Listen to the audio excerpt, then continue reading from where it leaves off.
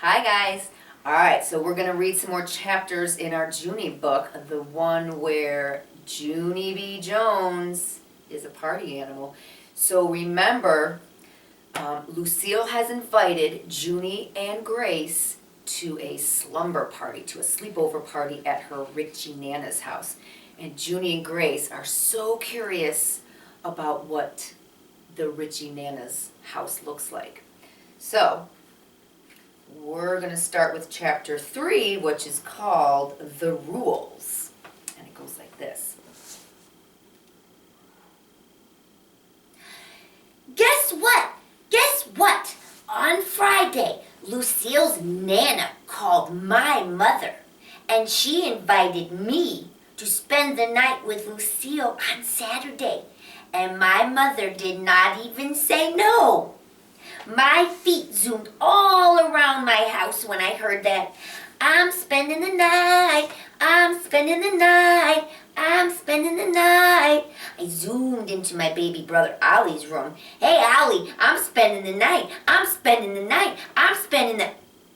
But just then, Mother runned in the door and she swished me right out of there. It was not pleasant.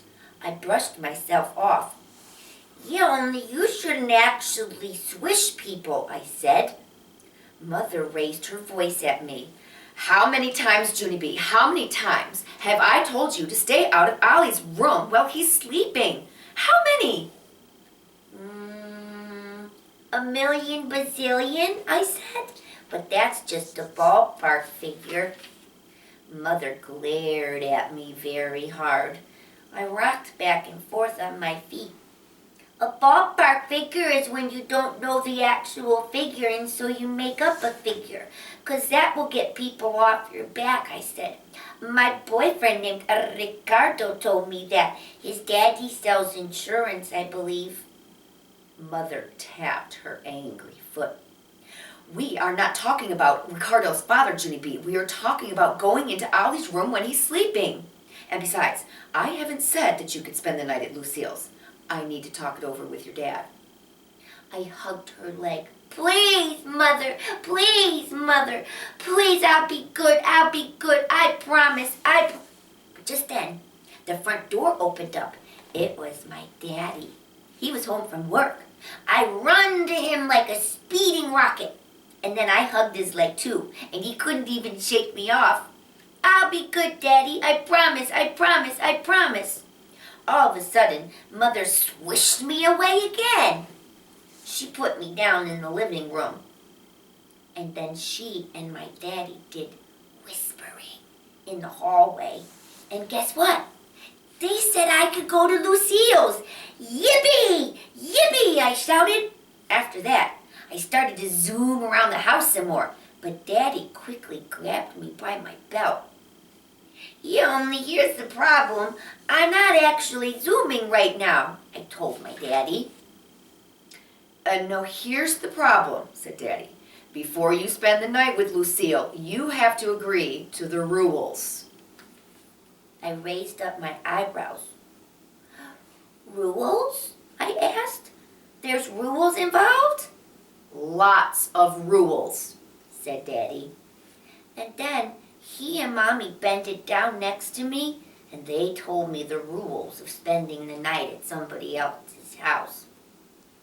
The rules are: no running, no jumping, no shouting, no squealing, no hollering, no snooping, no spying, no arguing, no fighting, no cheating at games, no talking back to the Nana, no breaking other people's toys, no grumping, no crying, no fibbing, no tickling people when they say no, no staying up late, and absolutely no headbutting. After I heard the rules, I did a big sigh. Yeah, only that doesn't actually leave me much to work with, I said.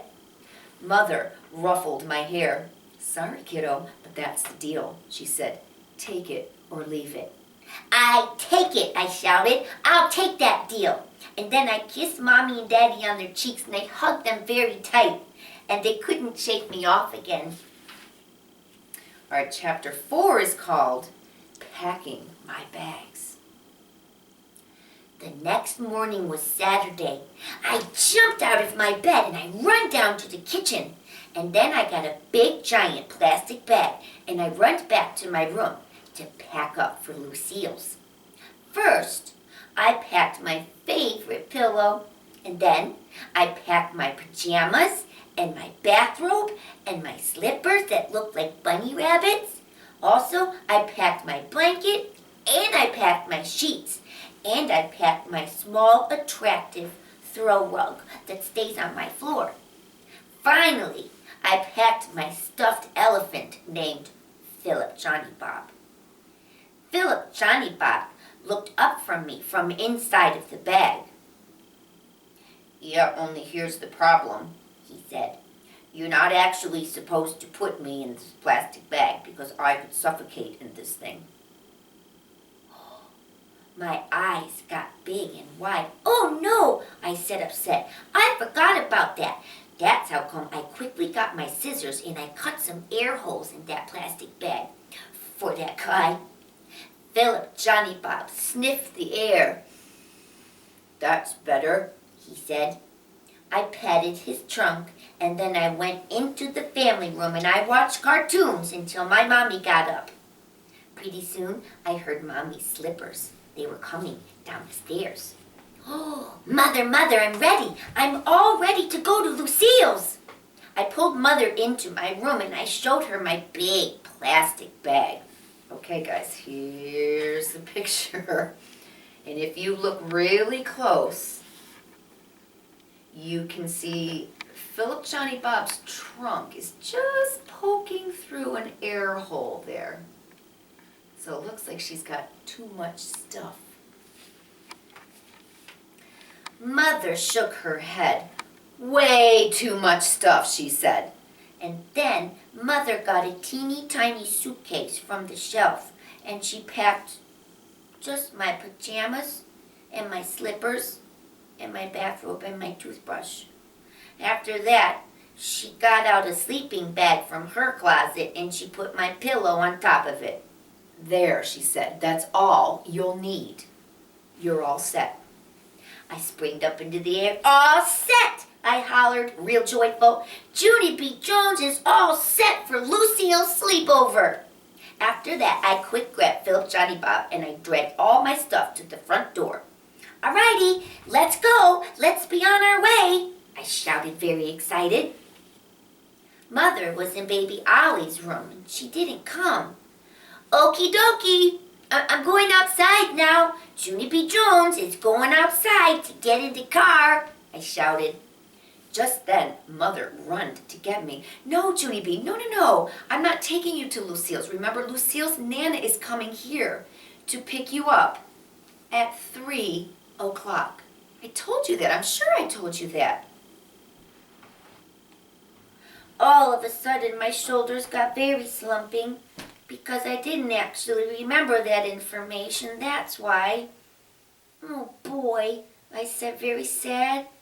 3 o'clock takes forever to come. After that, I slumped over to the kitchen table and I ate my breakfast. And then I sat on my front step. And then I swinged on my swings. And then I read some books. And I ate a cheese sandwich. And I counted to 1,000,000 bazillion. And then I sat on my step some more. And then guess what? 3 o'clock finally came. I saw the big gold car drive up in my driveway. Hey, she's here, she's here, I yelled, real thrilled. Mother and Daddy hurried over to the front door. Are you ready to go? Said Mother. Ready, I yelled. Junie B. Jones is ready to go. The Richie Nana got out of her golden car, and I throwed my arms around her. Hello, Nana. Hello. I have been waiting for you the whole livelong day. Mother pulled me right off of that woman. Sorry, she said. I'm afraid Junie B has a little extra energy in her today. She's been sitting on the front step for hours. I leaped way high up into the air. Sitting on the step, I said. Junie B. Jones has been sitting on the step. Daddy and Mother carried my things to that big golden car. And guess what? When they opened up the door, Lucille and Grace were already in the back seat. So here's a picture of the Richie Nana and her fancy car. And there's Junie giving her a big hug. Oh, Lucille, Grace, I didn't even know you were already here. And so this is a delightful surprise. I reached inside to try to tickle them, but Mother pulled my hand away. Please, Junie B, please don't start, she said. Aye, aye, Captain, I said, real hilarious. After that, I got in the car and I bounced up and down on the softy seat. Only too bad for me, because I accidentally bounced too high and I banged my head on the roof of the car. The Nana did a gasp. I patted Nana. Yeah, only that didn't even faze me, I said. After that, I buckled up my seatbelt and I waved goodbye to Mother and Daddy. And the Nana drove us away to her house.